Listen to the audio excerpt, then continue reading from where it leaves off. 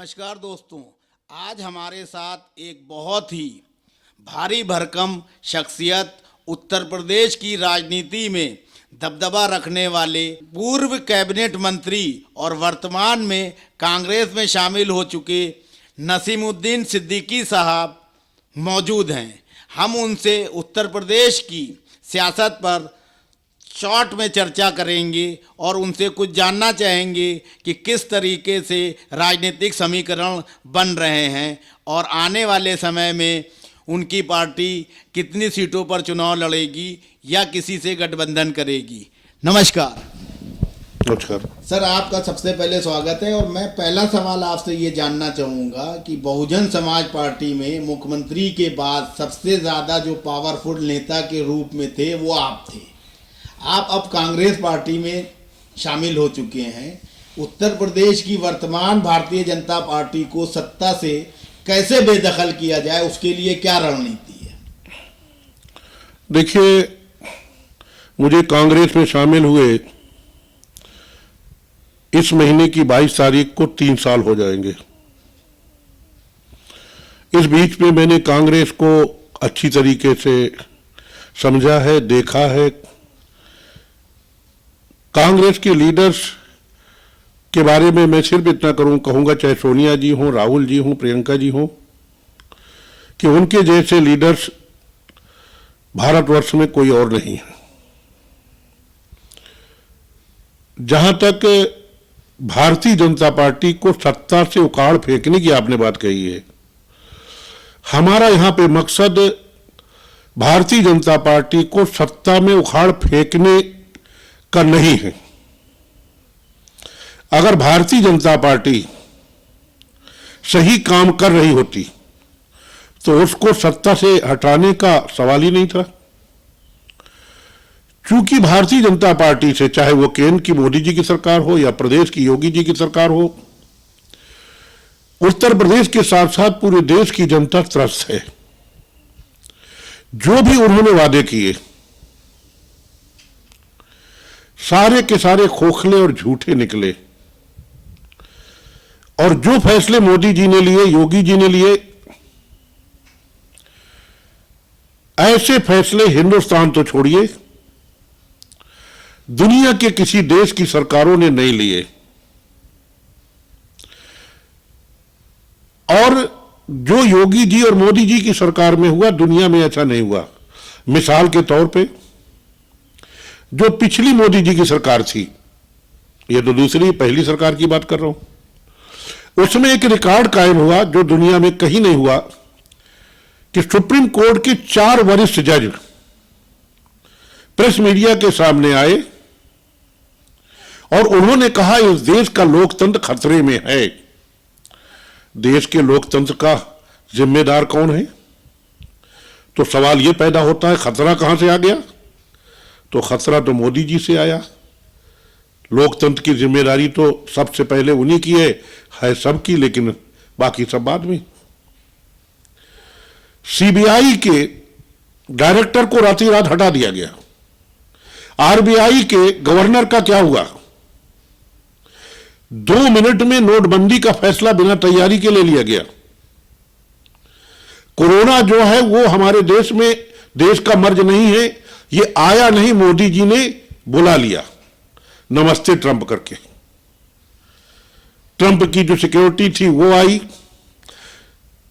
उसने जहां जहां वो गई वहां कोरोना शुरू में कैसे फैला, तबाही हो गई। दिहाड़ी मजदूरों के क्या हाल हुए, कैसे वो मरे, लंबी बात है। ट्रेन में कुचल के मर गए, ट्रक से दबके मर गए, सड़कों में मर गए, साइकिलें लड़कियां चलाती हुई आई, रिक्शा लड़कियां औरतें चलाती हुई, बच्चे रास्ते में मर गए। अरे कोरोना से ज्यादा तो आपने मोदी जी, योगी जी, उनको रास्ते में मार डाला। अगर आपने तैयारी कर ली होती, आपको तो नवंबर में मालूम हो गया था ना कोरोना आ रहा है, आप दिसंबर में तैयारी कर लेते। आप सबको कह देते कि भाई 1 हफ्ते का टाइम है, 15 दिन का टाइम है, जिसको जहां जाना हो चले जाओ। आप चुपचाप बैठे रहे, आप फरवरी मार्च में नमस्ते ट्रंप करते रहे, आप दिल्ली के चुनाव करवाते रहे, आप मध्य प्रदेश की सरकार बनाने गिराने में लगे रहे। आपको फिक्र कहां थी? आपने देश को झोंक दिया कोरोना के आगे। सर, भारतीय जनता पार्टी की प्रदेश सरकार से लड़ाई लड़ने के लिए अखिलेश यादव, मायावती और असदुद्दीन ओवैसी और राजभर जैसे लोग जो है सक्रिय हैं। कांग्रेस जो है अपनी इसमें कहां भूमिका पाती है? देखिए, आपको शायद याद नहीं है, मैं बता दूं कि जब मैं उसी लाइन पे मैं आ रहा था, आपने दूसरा सवाल रख दिया। यूपी के दिहाड़ी मजदूरों के लिए जब सड़कों पे मारे मारे फिर रहे थे, कोई साधन नहीं मिल रहा था, तो कांग्रेस की राष्ट्रीय अध्यक्ष श्रीमती प्रियंका गांधी वाड्रा जी ने 1000 बसें उनको अपने घर ले जाने के लिए दी थी, जिस पर अजय कुमार लल्लू प्रदेश अध्यक्ष को जेल भेज दिया है सरकार ने। उनको पूरी दी थी, और बराबर जो भी लॉकडाउन के तहत कोरोना से परेशान लोगों को बराबर राशन के किट भेजने का काम किया, अपने फंड से, सरकारी फंड से नहीं। यह जमीनी काम तो कोरोना में किया। सीएए एनआरसी में अगर कोई बोला तो प्रियंका जी और कांग्रेस बोली। अभी हाथरस में मामले में अगर कोई बोला तो प्रियंका जी, राहुल जी बोले। उधर सोनभद्र के मामले में अगर सड़क पे कोई बैठा तो प्रियंका जी बैठी। दारापुरी के मामले में स्कूटर में बैठ करके अगर सहायता के लिए कोई गया तो प्रियंका गांधी वाड्रा गई। अब आज की बात सुन लीजिए। अभी 10 तारीख को प्रियंका जी सहारनपुर गई थी। वहां कितने लोग थे, आपके पास रिकॉर्डिंग होगी। क्या लोगों ने कहा? उनके सुख दुख में गई थी, किसानों के सुख दुख में गई थी। इसके बाद अब कल जो है मेरठ में कार्यक्रम है, परसों बिजनौर में है, उसके बाद गढ़मुक्तेश्वर में या अमरोहा जिले में है। अभी वो फाइनल होने जा रहा है। लगातार प्रियंका जी, अभी आपने देखा कि रामपुर जो किसान को, अब उसके परिवार के लोग कहते हैं कि गोली मार दी गई है, सच्चाई कि क्या है मैं नहीं जानता, लेकिन किसान मरा, नौजवान जो किसान मरा, उसके घर रामपुर जाने का काम अगर किसी ने किया तो यूपी में प्रियंका गांधी वाड्रा जी गई। ना तो योगी जी निकले, ना दूसरी पार्टी के निकले, और बीएसपी के नेता तो कभी निकलती ही नहीं। किसी की मदद नहीं कर सकती बीएसपी के नेता, तो उसकी क्या बात करना। और जो बीएसपी का आपने कहा कि वो ये कर रही है, वो देखिए बीएसपी क्या कर रही है, क्या करती थी, मुझसे ज्यादा कोई नहीं जानता। क्योंकि जितना मैं बहन कुमारी मायावती जी को जानता हूं, शायद बहन कुमारी मायावती जी भी अपने आप को उतना नहीं जानती। इसलिए जो जहां है उसको वहीं रहने दीजिए। अच्छा, कांग्रेस जो है कितनी सीटों पर चुनाव लड़ेगी, आप क्या इसके बारे में कुछ बता सकते हैं क्लियर कट? देखिए, अभी हमारा किसी से कोई समझौता नहीं है, और मुझे लगता नहीं कि किसी समझौता होगा। बाकी निर्णय नेतृत्व के हाथ में है, लेकिन जो मेरी बात होती है उस आधार पर मुझे लगता नहीं है कि किसी समझौता होगा। उत्तर प्रदेश में हम सभी सीटों पे लड़ेंगे। सर, असदुद्दीन ओवैसी साहब की एंट्री उत्तर प्रदेश में भी हो गई है, और वो ये चाहते हैं जो भी कद्दावर नेता हैं वो उनके साथ आए और पूरी तरह से जो है योगी को सत्ता से बेदखल करने के लिए उनका साथ दें। इस पर आप क्या कहना चाहेंगे? असदुद्दीन ओवैसी जी ने बिहार में भाजपा गठबंधन की सरकार बना दी। अगर असदुद्दीन ओवैसी जी ने लोगों को गुमराह करके एक वर्ग विशेष का वोट नहीं काटा होता तो शायद भारतीय जनता पार्टी की अलायंस वाली सरकार, जो नीतीश कुमार जी से अलायंस है, वो नहीं बनती। अब ये बंगाल जा रहे हैं, बंगाल में देख लीजिए कि बंगाल में कोई असर नहीं होने वाला है। असदुद्दीन ओवैसी जी का समझौता क्या, अंदर खाने क्या है, मैं तो देखा तो है नहीं। लोग तो बहुत कुछ कहते हैं, मैं कहने पे नहीं जाता हूं कि पूरी बात भारतीय जनता पार्टी से।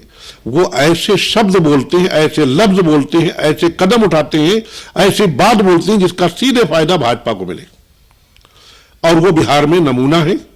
तो अगर असदुद्दीन ओवैसी जी ने ठान लिया है कि यहां फिर से भाजपा की सरकार बने, तो कांग्रेस किसी भी कीमत में उत्तर प्रदेश में भारतीय जनता पार्टी की सरकार नहीं बनने देगी। कांग्रेस पार्टी जो है, जैसा कि आपने बताया कि अभी किसी से समझौता नहीं है, निकट भविष्य में चुनाव 22 में है, किससे जो है आपकी विचारधारा मिल रही है या किससे संभावनाएं हैं तालमेल करने की? मुझे नहीं लगता है कि किसी से तालमेल होगा। हम अकेले चुनाव लड़ेंगे। तो संगठन के तौर पर प्रियंका जी के नेतृत्व में और आप जैसे कद्दावर नेता कांग्रेस में हैं, तो क्या आप समझते हैं कि कांग्रेस का पुराना जनाधार मुस्लिम दलित वोट खास तौर से आपके साथ दोबारा आ जाएगा?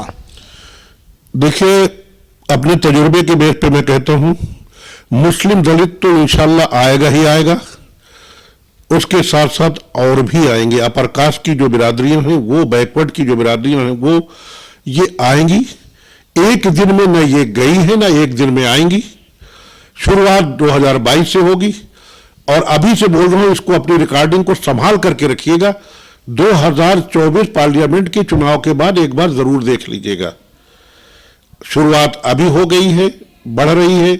हम 2022 तक कितना बढ़ा पाते हैं, इसके बाद 2024 में नतीजे देख लीजिएगा।